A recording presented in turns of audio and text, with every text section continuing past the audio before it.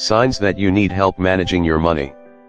You are afraid, or actually have, card declines. There's nothing more embarrassing than having your card be declined out in public, because you really don't have money to afford what you're buying. Not only will switching payment methods not help, but you then have to walk away from what you needed. I think we've all been there at some point in time. If you have experienced card declines because of lack of funds, or if you constantly fear a card decline because you don't have enough money in your account, this may be a sign that you need help managing your money.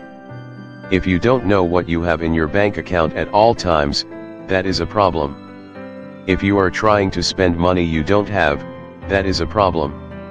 Sometimes, card declines happen for other reasons, fraud, travel, etc.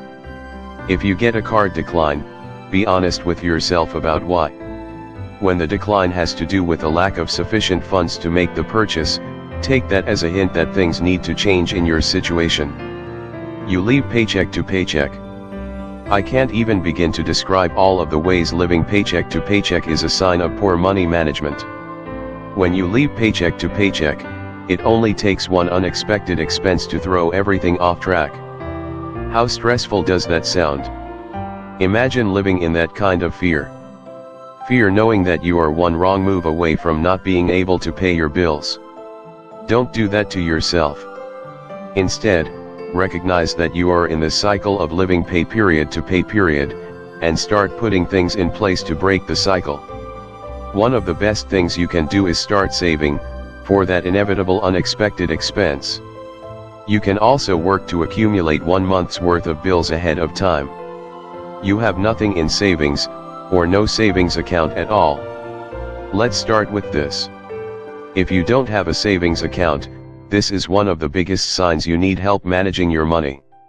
You may think you have your savings lumped in with your checking account money, but that's not true. A checking account is not a savings account. Any funds in your checking account are likely to be spent, because that is exactly what that type of account is designed for. If you have money that needs to be saved, open a savings account. You can thank me later. Now, let's assume you do have a savings account. There's never any money in it for long.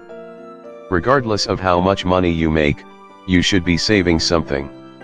The pay yourself first principle can be learned from one of the best money management books of all time, in my opinion, The Richest Man in Babylon. This book shares the importance of always saving a percentage of what you earn.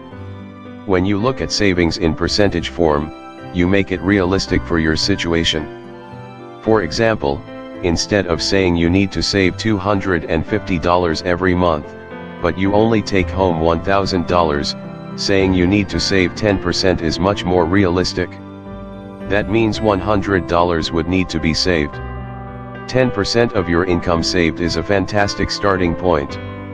If that seems too high for you, start smaller and work your way up. The point is to always save something. When saving money seems entirely impossible for your situation, it's a sign you need to seek help with managing your budget and finances. You save but take it right back.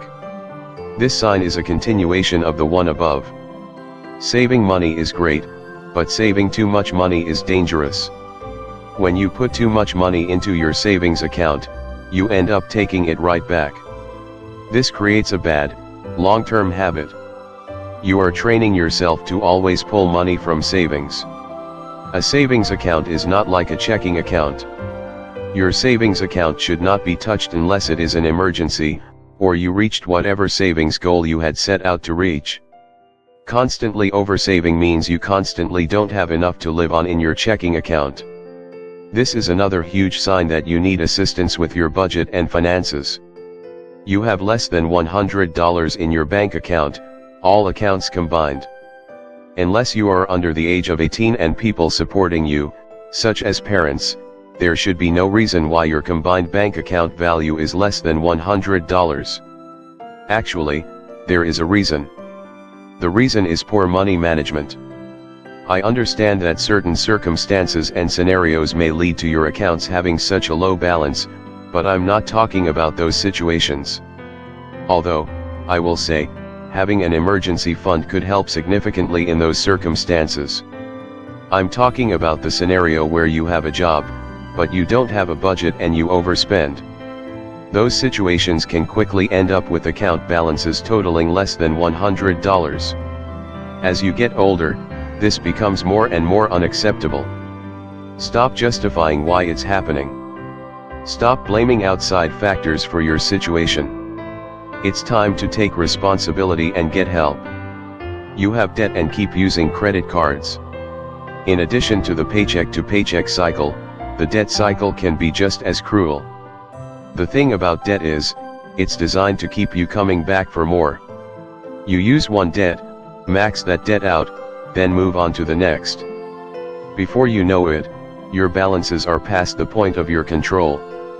Do you have debt, but keep finding yourself using credit cards?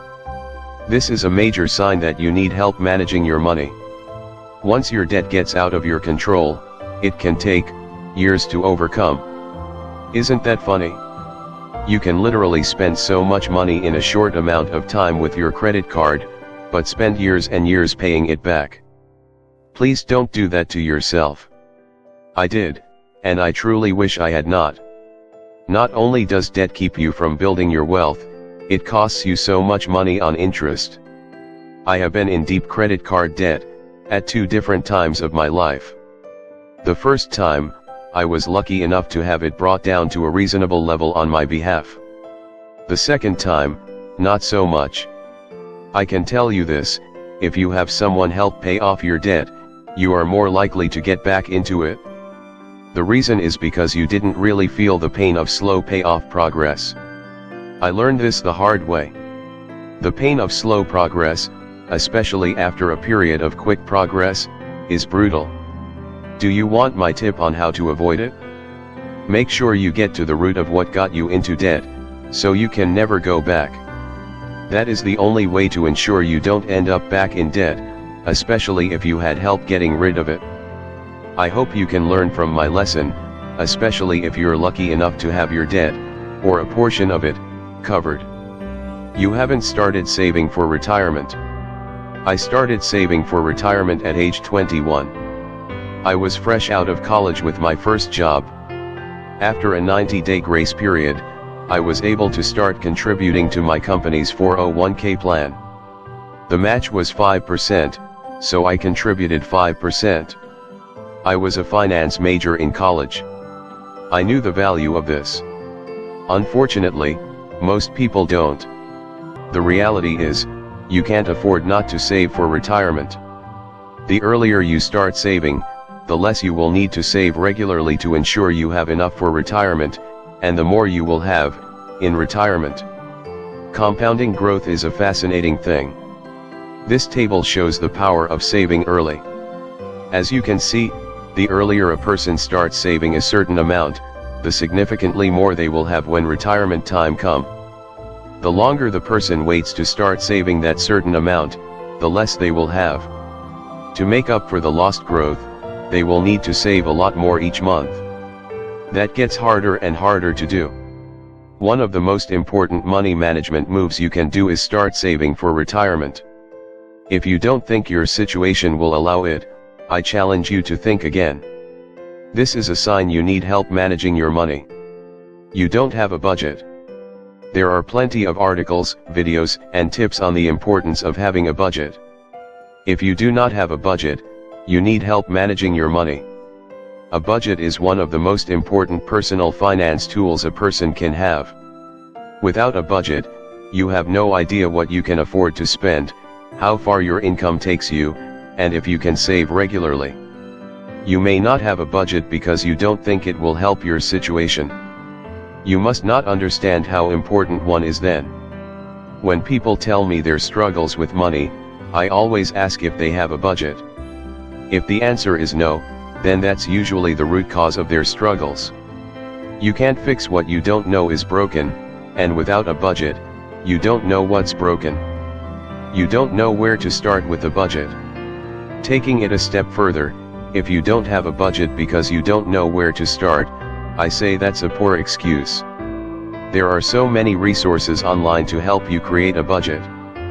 From YouTube tutorials, to apps, to worksheets, and to people like us who create budget plans for people, there's no excuse. You can't control your spending. What if you do have a budget? The issue is not you having a budget, but you sticking to your budget because you can't control your spending. When a person can't control their spending, it's likely because they are not accountable to themselves or their goals. Their immediate want is worth more than their long-term need. That's a fixable problem. Working with a coach or mentor, having an accountability partner, or taking yourself out of situations that trigger you to overspend can do wonders. So, if you can't control your spending, it's definitely a sign you need help managing your money, but there is always hope.